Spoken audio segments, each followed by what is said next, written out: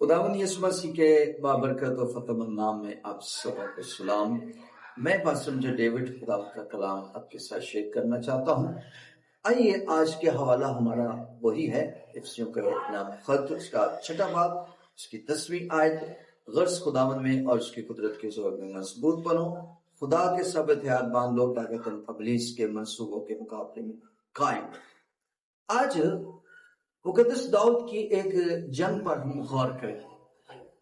मुकद्दस दाऊद ने बेशुमार जंगें लड़ी और खुदा ने उससे बसा किया, और उसकी जिंदगी में रूहानी जंग लड़ने का कई तजुर्बात थे।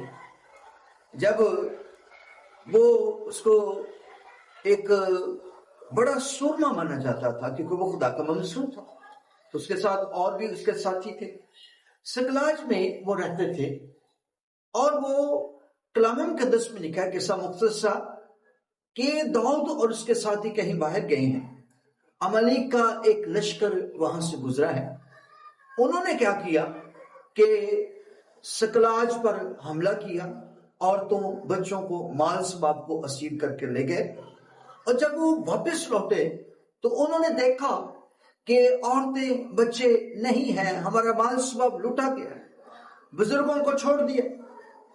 और वो रोने लगे। नौजवान थे, सूरमा थे, जंगजू थे, इतना गमगीन हो गए कि वो रोने लगे, यहां तक कि उनमें रोने की ताकत न रही। और कलाम मुकद्दस में लिखा, उन्होंने कहा कि आओ दाऊद को मार। दाऊद ने कहा ठहरो, अभी ठहरो। दाऊद ने अपने आप को खुदा में मजबूत, जब आजमाइश आती है तो हमें अपने आप को मजबूत, गर्ज खुदावन में उसकी कुदरत के जोर में मजबूत, हमें अपने आप को मजबूत कर। और सबसे बड़ी बात, ईमान के साथ खुदा को देखना है और कभी शिकस्त को, आजमाइश को कबूल न कर। ये नौजवान रो रहे थे और वो ये समझ रहे थे हमारे बच्चे कभी वापस नहीं आ सकते, हम ये जंग नहीं जीत सकते। लेकिन दाऊद क्या कहता है, ठहरो, मैं अभी खुदावन से पूछता। उसने अबियातर काहिन से बात की, कहा हमें बताओ कि क्या हम जाएं तो हम अपने बीवी बच्चे छुड़ा कर ला सकते हैं। अबियातर काहिन ने कहा जरा फौज को यहाँ ले आओ। एक लिबास था जब पहनकर खुदा की मर्जी को मालूम करते थे काहिन। जब उसने पहना तो खुदा की मर्जी को मालूम किया और खुदावन ने कहा मैं तुम्हारे साथ हूं। जब ये पैगाम मिला तो दाऊद ने फिर आगे देखा, आगे वो बढ़ रहा है, जंग के लिए अमलीक की तरफ जा रहा है। अब उसके दिल में यकीन आ चुका है, इस खुदा की बात का यकीन कर चुका है। खुदावन साहिबे जंग यहोवा उसका नाम है, जो पहले भी मेरी कमांड करता है, आज भी मुझे फतह दिलाएगा।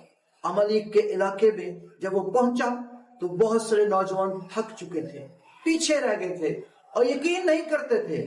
लेकिन दाऊद के अंदर ईमान था, हौसला था और वो आगे बढ़ा।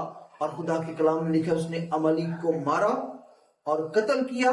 खुदा का लश्कर उस जगह पर उतरा, जो कुछ दाऊद का था वो सब कुछ वापस आया, जो कुछ उसके दोस्तों का था वो सब कुछ वापस लेकर आए, क्योंकि उस दाऊद ने अपने आप को खुदा में मजबूत किया था।